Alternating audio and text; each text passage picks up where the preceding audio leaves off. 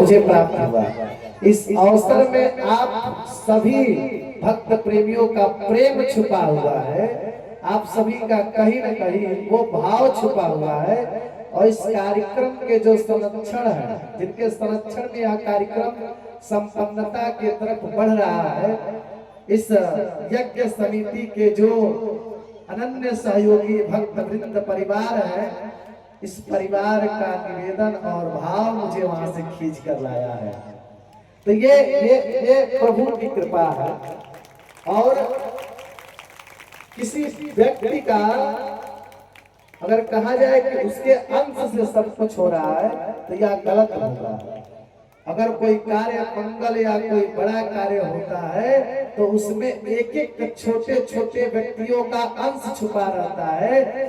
सारे जब अंश जब मिलते हैं ना, तब जाकर कोई बड़ा या मंगल या शुभ कार्य हमारे जीवन में प्राप्त होता है, या हम उस कार्य को मंगल कार्य को मंगल होते हुए देख पाते हैं। तो ये भगवत कृपा है।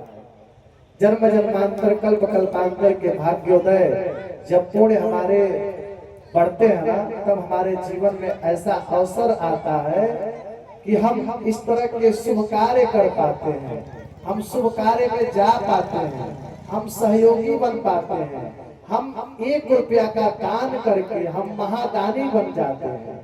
लाखों करोड़ों अरबों होगा बहुतों के पास पैसा, सोना चांदी हीरा मोती बहुत होगा, लेकिन कभी कभी आप ध्यान दीजिएगा कि अगर उसके सामने अगर कोई चला गया, अगर मेरे जैसा अगर स्वरूप का दास अगर चला गया मांगने, हम तो जल्दी मांगते नहीं है, लेकिन मांगने अगर चला गया तो उसके थैली से बहुत कम ही निकलेगा।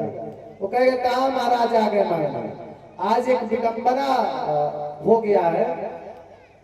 आप देखिए, अगर हमारे सनातन धर्म के अगर कोई कार्य हमारे क्षेत्र या गांव अगर नगर में होते हैं, और कोई अगर दान मांगने के लिए आता है तो हम ऐसे दूर दूर आते हैं या ऐसे उसका अपमान करते हैं कि बेचारा अगर मानो कि अगर वो 5 लाख रुपया रखा है और 2 लाख रुपया उसको और सहयोग चाहिए, तो 2 लाख का जल्दी सहयोग नहीं हो पाता है कि वो 7 लाख में एक सुंदर कार्यक्रम उस नगर में कर पाए। उससे लाभ किसका होता है? व्यक्तिगत उसका लाभ नहीं होता, उस पूरे क्षेत्र का होता है, उस पूरे नगर का होता है।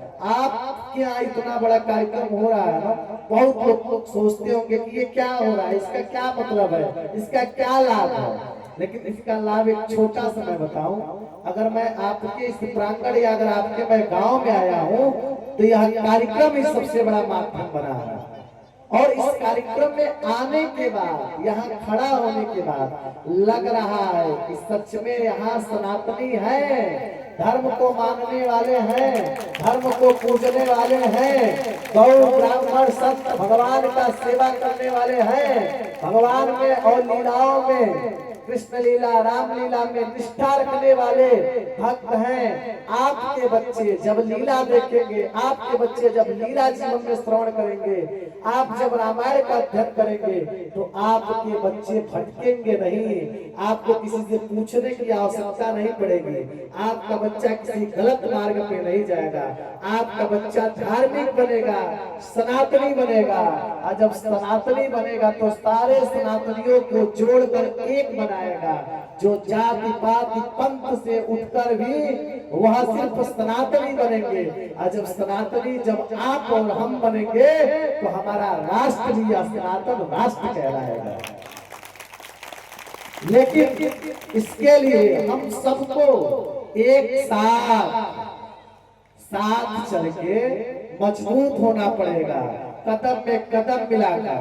आजकल बहुत बड़ी विडंबना है, मैं हमेशा, मुझे जब भी अवसर प्राप्त होता है, पीठ के बाद अगर मुझे कभी अवसर प्राप्त होता है कहीं आने जाने का या आशीर्वाद स्वरूप में आशीर्वाद देने का, तो मैं हमेशा एक बात का निवेदन करता हूँ कि भाई माताएं बहनें, हमारे जो भाई हैं, जो वयोवृद्ध हैं, कभी आप जाति में मत बटिए। अगर एक हरिजन समाज का, एक पासवान समाज का, एक धोबी समाज का, जिन लोगों को पूर्व में हम लोगों से कुछ अपराधे गलतियां हुई, हम लोगों ने जाति सूचक शब्द बोला, हम लोगों ने जाति का नाम दे देकर उनको उकसाया, उसका आज प्रभाव है कि हमारे देश में भांति भांति का संप्रदाय जातिवाद ये बहुत ज्यादा बढ़ चुका है। आप ना किसी को जात में लेकर मत चलिए।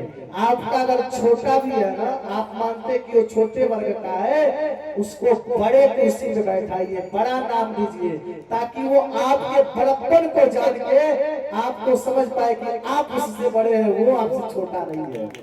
कर्म ऐसा कीजिए कि अपने कर्म से उसे छोटा बनाइए और अपने कर्म से आप बड़ा बनिए। जाति से बड़ा बनने का प्रयास न किया जाए माई बाप। जाति से जो बड़ा बनता है ना, जो पद से बड़ा बनता है, जो स्थान से बड़ा बनता है, वह बड़ा पौधा, वह बड़ा व्यक्ति बहुत कम दिन तक ही रह पाता है। जिस दिन आप कर्म से बड़ा बनेंगे ना, उस दिन जीवन भर लोगों के अंदर आप छाए रहेंगे।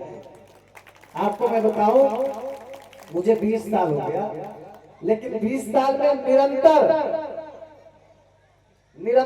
ईश्वर ने, ठाकुर जी ने मुझे सदैव आगे बढ़ाया। मैं कोई राजनीतिक नेता नहीं हूँ, मैं कोई ठेकेदार नहीं हूँ, मैं एक संत हूँ।